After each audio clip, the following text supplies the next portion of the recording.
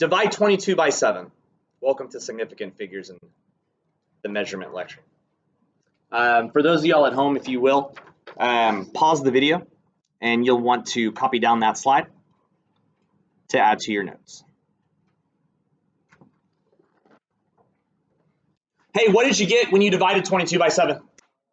About pi, right? It's a value that has pretty much an infinite number of digits that goes past that decimal. Significant figures is what looks at the inability for us to actually measure that many digits. Your calculator's lying to you. You can never go into the lab and divide 22 somethings by 7 and get that number because nothing we possess could measure that many digits. Here's another example. How tall do you think I am? If you had to guess. 8'1". Good try. No, my driver's license says 5'7". All right, I might have been prideful that day. But let's say I'm 5'7". Here's what we couldn't do. I could never claim to be 5'7.336789.012. And the reason I could never make that claim is because there's no measuring device that can measure that many decimals if you were to actually hold it up to me. Most of the things that we use in the lab that measure go to just the tenths place. So even though your calculator can give you all these stupid theoretical digits, if someone was repeating a lab you did and you wrote that many numbers, they would look at it and be like, liar, they didn't measure that many digits, because you can't. Significant figures are a way for us to differentiate between values a calculator can give us and values that you can really measure as a human being in lab. Now, for scientists to talk to other scientists, we have to have some basic guidelines on how significant figures work and how to talk to each other about them, which is what these rules are. So I'm going to open up today by just going through the rules on counting sig figs. Let's see if you can accept them. Are you ready?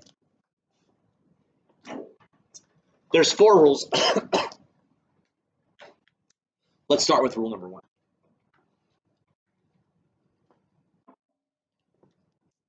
Rule number 1 says all non-zeros are significant. All non-zeros. Here's what's going to happen, y'all. You're going to be given an expression, and you're going to be asked to tell me how many sig figs there are. Now, without looking at that and thinking about rule number 1, how many non-zero digits exist in the world? That's not a trick question. How many non-zero digits exist? Not quite 10. 9. 1, 2, 3, 4, 5, 6, 7, 8, 9. Those are the only digits that are not zeros. Now you can put them together to make a bunch of numbers, but there's only 9 of them. So what rule number 1 says is that when you're given a measurement from someone in a lab and it has digits that aren't zeros, they're automatically significant. So how many sig figs do you see in this number? How many? It's 33 grams. I would say non-zero, non-zero, so there's 2. 2 sig figs in 33 grams. You write down everything I write on the whiteboard. You don't have an issue with rule number 1 because it's the easy rule. The issue is the zeros, because sometimes they're significant and sometimes they aren't. So let's go to rule number 2. Rule number 2 states that sandwich zeros are significant. Sandwich zeros. Let me show you an example. What if we had 303 milligrams? A sandwich zero is simply a zero that does not end and does not start the number. Do you see how he's in the middle? It doesn't have to be the perfect middle. Any zeros that are just trapped between non-zeros are considered sandwiched and are automatically significant. So how many sig figs in 303? Yeah, non-zero, non-zero, sandwich zero, 3 sig figs.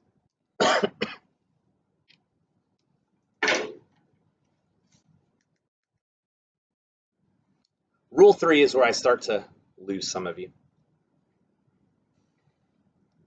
Rule 3 looks at zeros that end a number. Now, zeros that end a number, sometimes there's one or there could be 7 of them. It doesn't matter. The zeros that end a number or sometimes trail off with other zeros are going to come as a package. They're either all significant or they're all not. And the determiner is whether or not the author of the expression showed you a decimal. Doesn't matter where the decimal is, but if you can see a decimal in the number, then the package of zeros at the end are significant.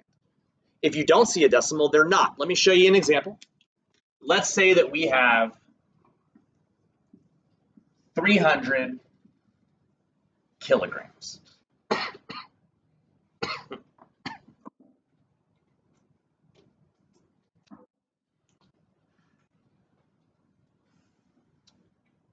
You see how those zeros end the number? So what I'm saying is that they're either going to both be significant or both not. It's never mix and match. Do you see a decimal anywhere? No, I didn't show a decimal. So how many sig figs are there? There's just one.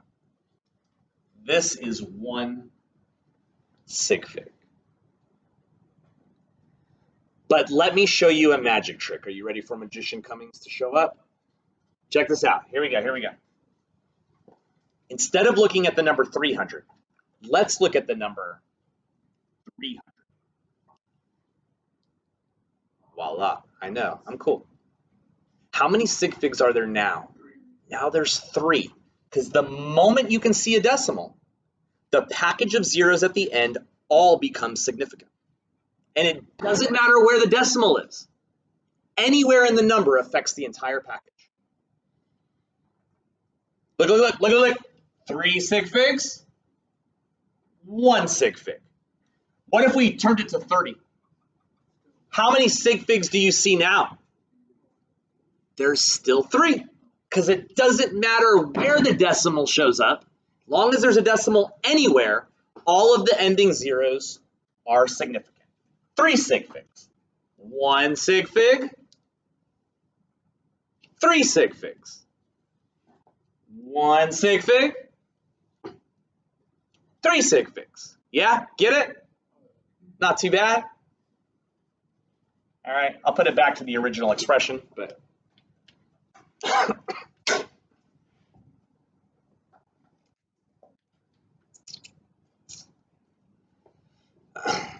the final rule looks at zeros that start a number. The only other place they could be.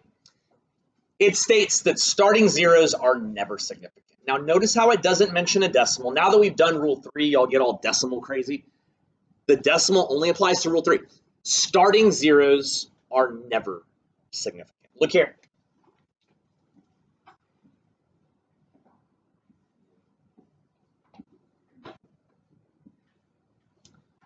.03030.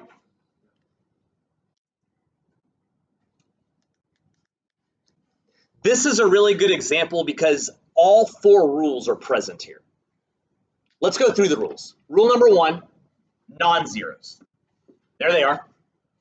They're always significant. Rule number 2, sandwiched zeros. There's 1 sandwich zero. They're always significant. Rule number 3, zeros that end in numbers sometimes are significant. Is that one significant? Yes, look.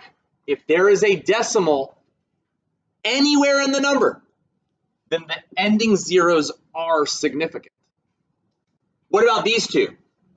Neither of them are. Because zeros that start a number are never significant. Now I know that decimal messes with some of y'all. Some of y'all, this 0 right here seems to cause a lot of issues. But it's a package. There are 2 zeros at the beginning of this number. And it's impossible for them to ever be significant.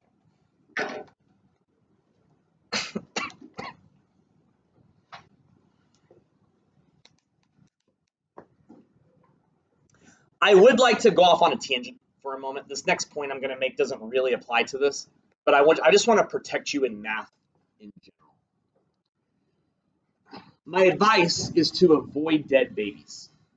I have a whole closet full of them. I'll show you in lab day. I'm just kidding. My baby survived. No, here's what that means.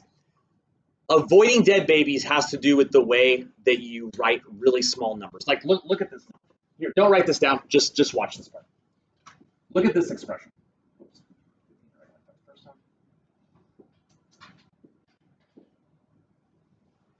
What is that number? Somebody say it out loud.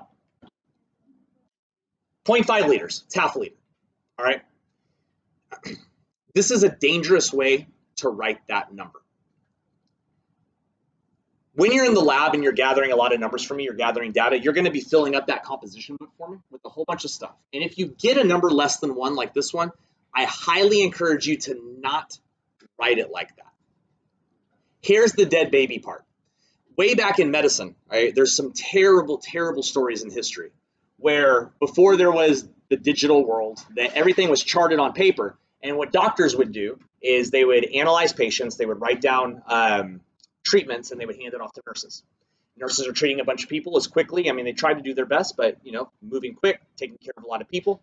So what the doctor would do is this is way more common with children and babies. Is they would write, well, this so-and-so, this infant needs this, and they would write 0.5 liters of it. But the doctors would sometimes write it like this, and the nurses moving quickly wouldn't see 0.5 liters. Their eyes would miss the decimal. So what would they give the kid? 5 liters. And if you give a baby 5 liters of anything, it dies. So the decimal being overlooked was life and death in these terrible stories. What should the doctor have done? Get in this habit, because when I'm grading your composition books, and I won't collect them until Christmas, but I'm grading a ton of numbers. And if my eyes miss the decimal and I see it wrong, I cross out and go. And you can argue it later or whatever, it's just annoying. But if you do the leading zero, it's not significant, so it doesn't change any of the math rules I'm going to show you soon. And it draws attention to the decimal. Avoid dead babies in here, yeah? Any questions so far?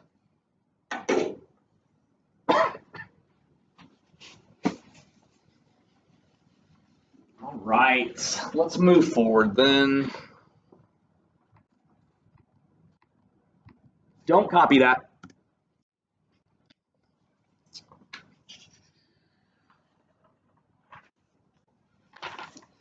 For those of y'all at home, you can pause. This is the slide that we'll be slowly working through.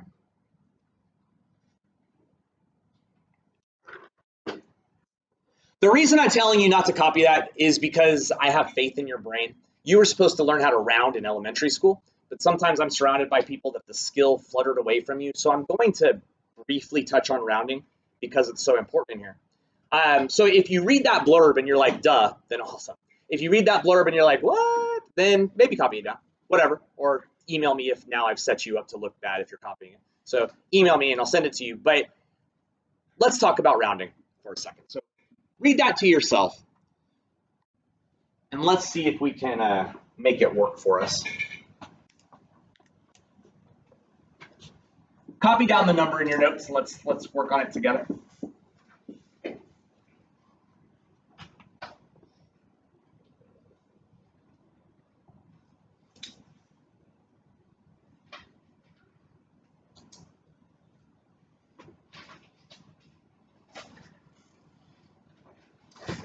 All right, it says round to 2 sig figs.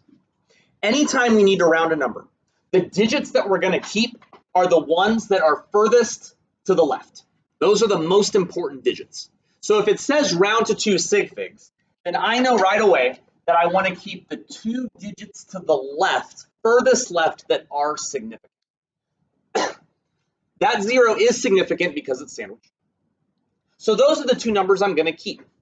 What that means is all of the other numbers in the expression are going to disappear, disappear, disappear.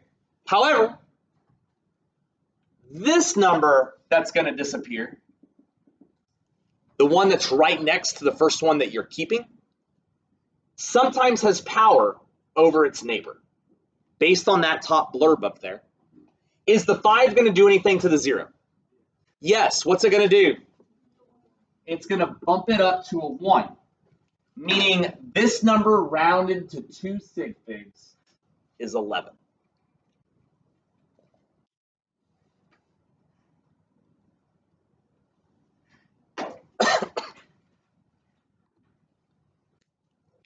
Let's do another one.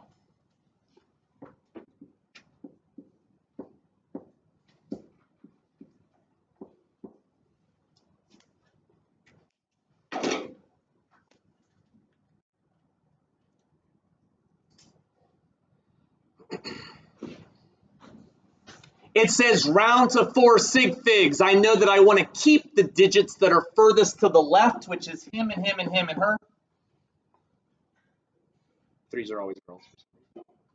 I don't know what that means. That means the other digits are going to disappear and kind of disappear. What will the 4 do to the 3? Nothing. So the final answer is 250.3.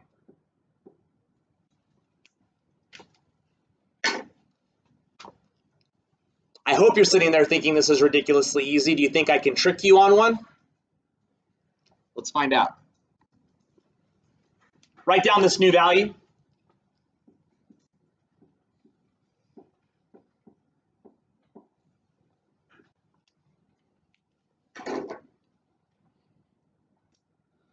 $1,567. We are being asked to round it to 2 sig figs. I'm going to keep the digits furthest to the left, the 1 and the 5. All right, they're all significant because they're all non-zeros. 7 goes away. 6 kind of goes away. Will the 6 do anything to the 5? All right, yeah, so remember, if it's 0 through 4, it does nothing. 5 through 9, it does something. What's the final answer over there? 1,600.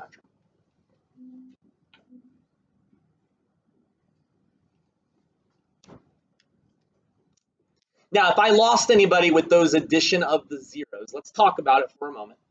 All right. Think about it like this. If I owed you $1,567 and I gave you 16 bucks and I was like, we cool? We wouldn't be cool. Make sure the numbers make sense.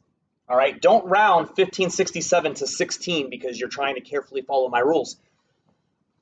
On paper, the rule states that if you get rid of digits that are to the left of the decimal, you need to put in placeholder zeros because it makes the number stay rational, right? 1567 is really close to 1600.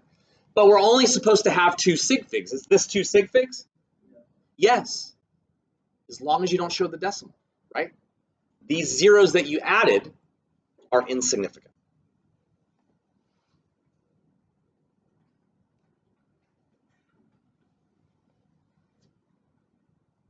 All right, you try some. I'm gonna draw cards for these, so be sure of yourself.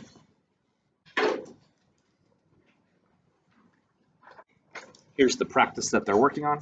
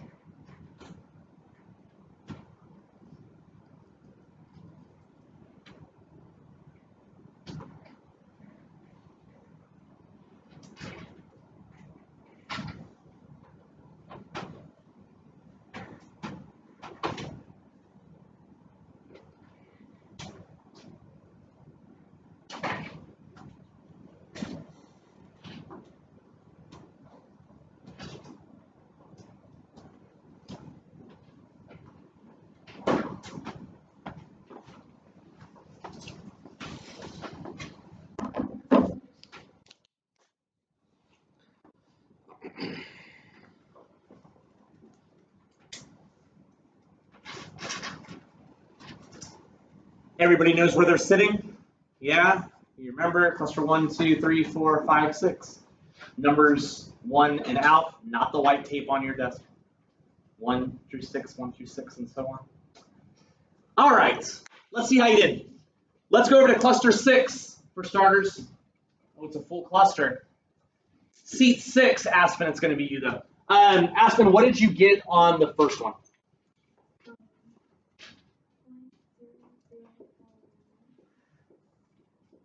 0.0041. Do y'all agree or disagree? It's perfect. All right. Now, if you disagree, don't sit there in silence. Raise your hand and be like, wait, why did you do this? All right. If you suffer in silence, I can't help you get better. So make sure you are talking to me. All right. Let's go over to cluster 3. Hi, cluster 3. Oh, yeah, no, you're perfect. That's perfect. Cluster 3, seat 5. Aspen, it's actually you again. What did you get for the next one?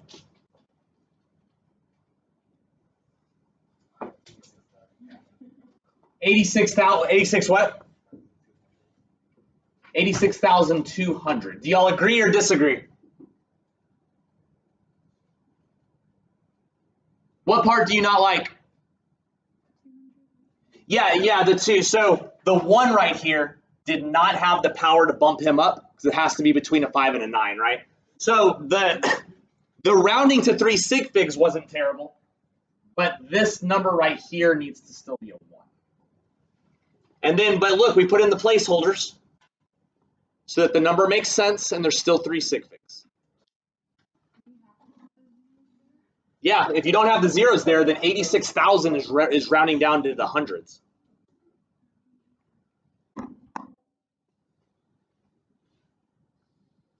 Yeah? All right, we have to shuffle, but we're going to cluster 4. Cluster 4, be ready.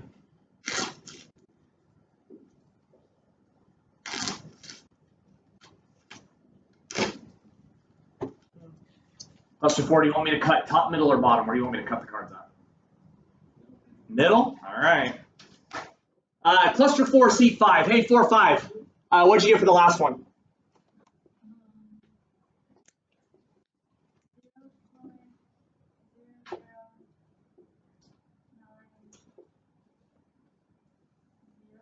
Perfect. Yep, 2 sig figs. All right, the 2 right here does nothing to the 0, and that's the only way to write it with 2 sig figs. And she didn't kill any babies in the way she said it. How are we feeling? One other thing that we need to go over today. Look back at the opening slide, and you'll notice that below the rules, there was a blurb that has to do with multiplying, dividing, adding, subtracting. When we're dealing with sig figs in here, multiplying and dividing has a set rule, while adding and subtracting has its own set rule. Let's start with multiplying and dividing.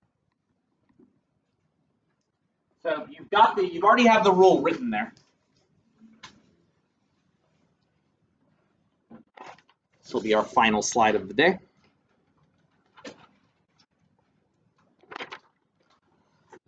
All right, 4 times 4. Let's talk about it.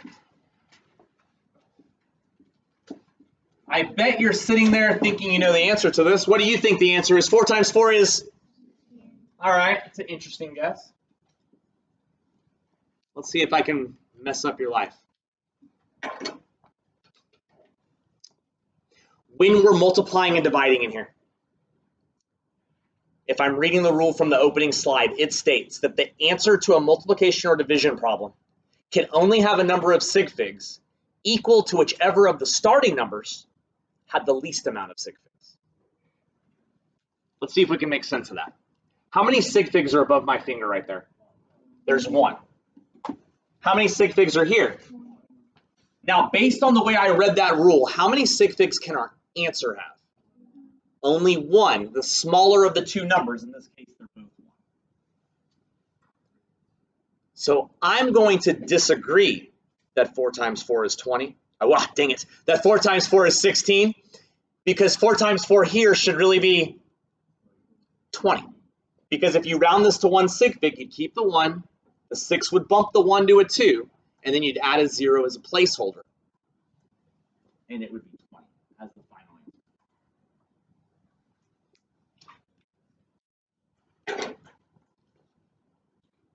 Now, if that bothers you, this isn't going to actually happen in class. The reason being is that when we're measuring in lab, we never get 1 sig fig digits. We always get at least 2 sig fig digits, which means in chemistry, this would have at least been 4.0 times 4.0, which would be 2 sig figs and 2 sig figs. So our answer could have had 2 sig figs, and 16 could have stayed.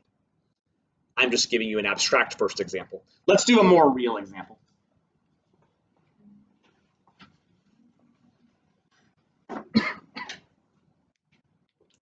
Write it down in your notes so that you have it to look back at when you're doing my Schoology stuff.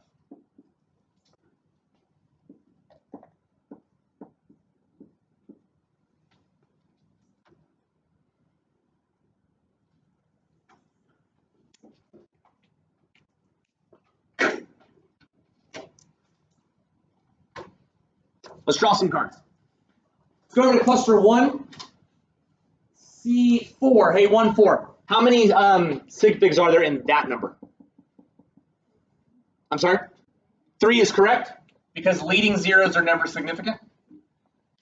All right, let's go over to cluster 2, C4. Hey, 2, 4. How many sig figs do you see in that number?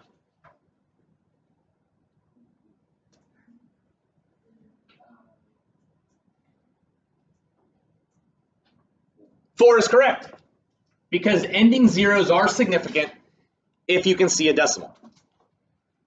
Now we're multiplying. Now remember, dividing has the exact same rules that I'm showing you right now. So whatever, it's the same. How many sig figs can our answer have? 3, the smaller number wins. So pop it into your calculator. Let's get a value in front of us.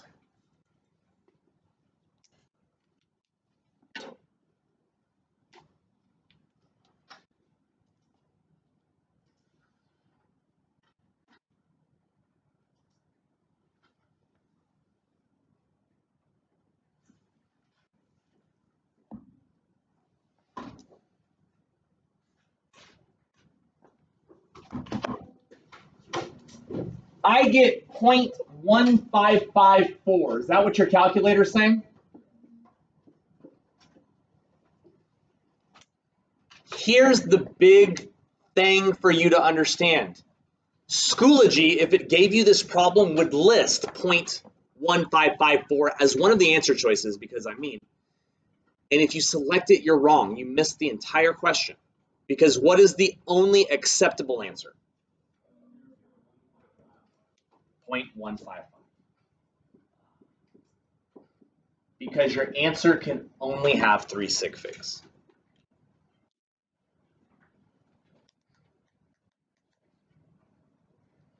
Yeah? Let's do adding and subtracting and we'll be done.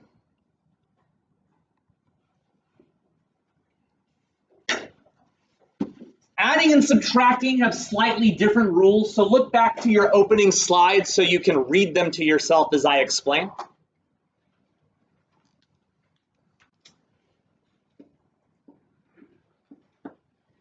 Adding and subtracting focuses on something a little different. Instead of counting overall sig figs, adding and subtracting only cares about digits to the right of the decimal. The rest of the rule works the same, where the answer is going to be based off the least amount you started with. But again, it's only focusing on digits to the right of the decimal.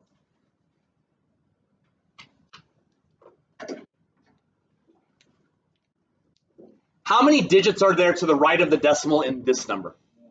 There's 1. Now, I'm going to put these numbers in diamonds instead of circles, because I don't want you to look back at your notes and think I'm saying there's only 1 sig fig there, right? There's 2 sig figs, but there's only 1 digit to the right of the decimal, and I'm looking at that because of the addition function. How many digits to the right of the decimal are there here? There's 4. So how many digits to the right of the decimal can my answer have?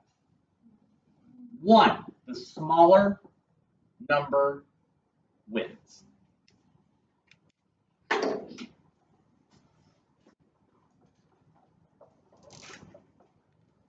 You probably don't need a calculator, but maybe you do.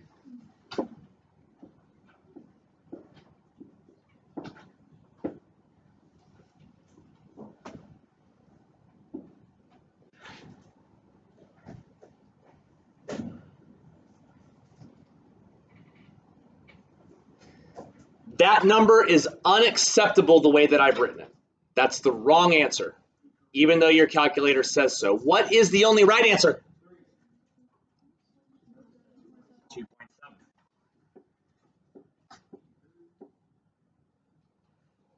Remember, this number in the diamond is referring to digits past the decimal, not overall sig figs, because adding, subtracting is different than multiplying, dividing. Be careful.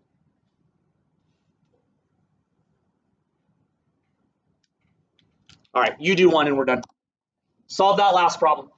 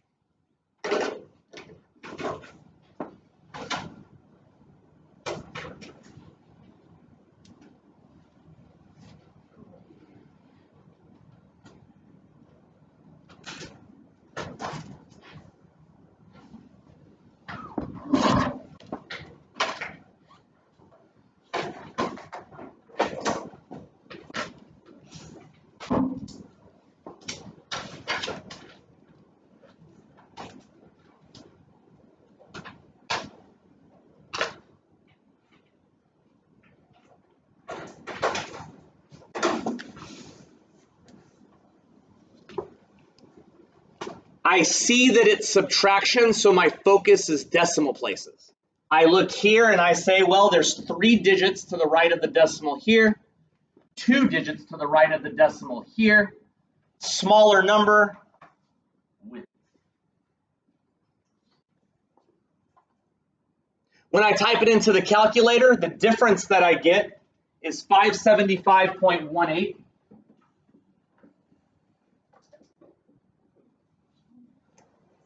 What do I need to do to that number to make it correct? Nothing. Sometimes you just get lucky. Look, 2 digits to the right of the decimal, 2 digits to the right of the decimal. This one is good as is.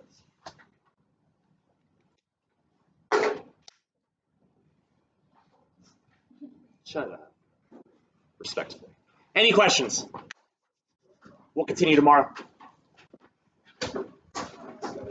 Goodbye, everybody.